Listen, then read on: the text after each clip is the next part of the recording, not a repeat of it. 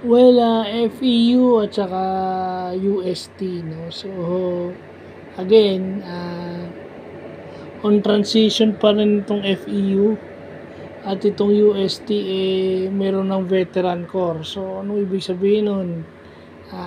UST is more composed in the end game.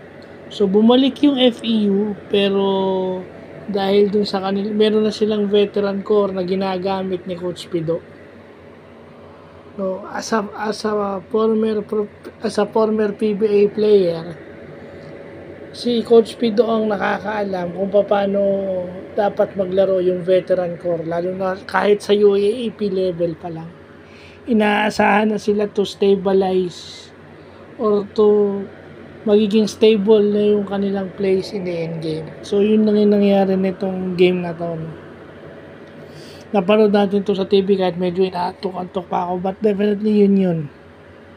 Sana lang makabawi itong FEU. Second round na ata, so sana next season maayos na to.